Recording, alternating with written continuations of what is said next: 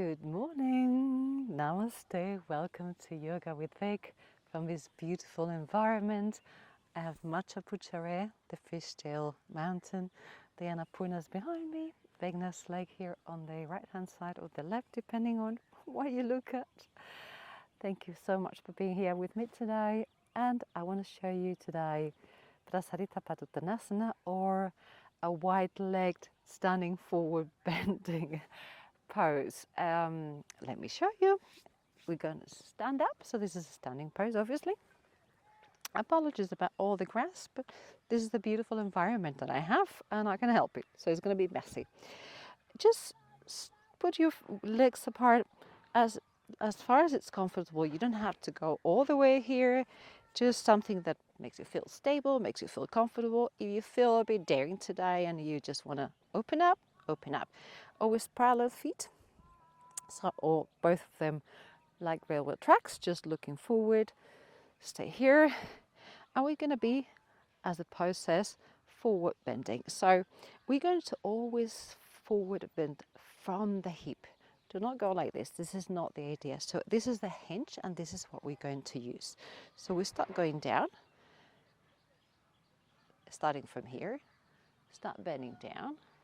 You might be thinking, oh my God, this is already really killing my hamstrings and I can't do this anymore. If you think, your forward bend is going to be like this, that's completely fine. You can get a chair and lean on the chair. You can get some blocks and lean on the blocks, cushions, bolsters, books, anything you have that is going to bring the floor up. So do not worry about that. Just do it your own way. So you'd start going down, down, down, down. As I said, hinging always from here, from the hips. This is going to give your hips more flexibility, which is great. And then start going down. Put your hands on the floor. Again, if you feel like that you want to open a little bit more, it's up to you. Whatever feels good for your body today. Just put the hands on the floor. Hang the neck. You can bend the elbows and relax. You're going to feel a huge stretch on the calves, the hamstring, the glutes, and the lower back. This is amazing for all this range of muscles because it really relaxes all of them. It also helps with the digestion. So your intestines, the whole digestive system is going to get also benefited from this, which is super cool. But don't do this after lunch or after dinner. Practice yoga always with an empty stomach, so much better. Otherwise you might feel discomfort. This is also a very relaxing pose. It helps relieving tension, relieves headaches, helps with anxiety because it soothes the nervous system. You can have also different variations. You can also grab your toes if you like that. Some people feel really awkward at the beginning grabbing their toes, but you can also open your elbows and push yourself down. Again, as far as it's comfortable with you today. If you're in the morning, you might feel the stretch is too much on your hamstrings. Hang the neck. You can say yes. No. Just make sure that it's hanging, that there's no tension there. Again, it's not shrugging. Shoulders away from ears. Open and stretch. There's also another variation. Remember to always come out very, very, very slowly. There's a great variation that also opens your shoulders. So if you come back, interlace your fingers behind the back, stretch, open your chest. Opening your chest is always great. It helps also with all the respiratory problems. And then again, hinging from the hip. Go slowly down, hang your neck, and you can kind of let the shoulders drop to an extent that is comfortable and safe. Do not stretch too much. Do not push yourself in just excessively because you might hurt yourself. But this is awesome also to open shoulders, to get some flexibility.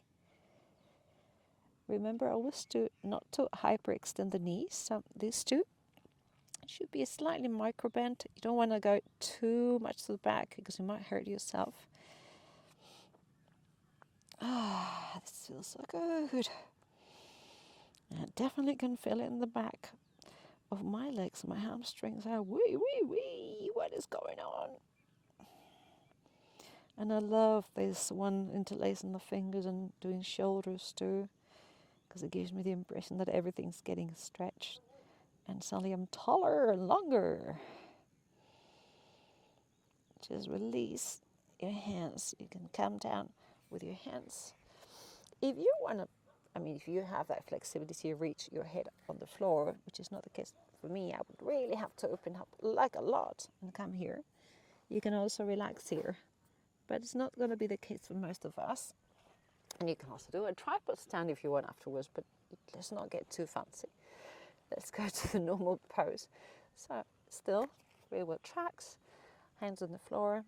And after being relaxing there and making sure that our back is really elongating, our spine is going to benefit so much from this. Lower back is so released. So if you also have tension in the glutes, sciatica, all these things that are so painful, it really helps a lot.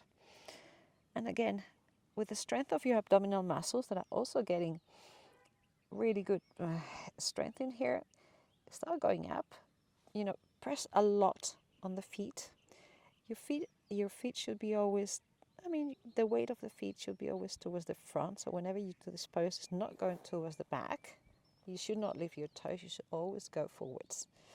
And when you come up, a lot of strength here, core. And with an inhale, come up with your eyes closed. Stay here for a few seconds because you've been inverted for a while. So the blood is rushing possibly.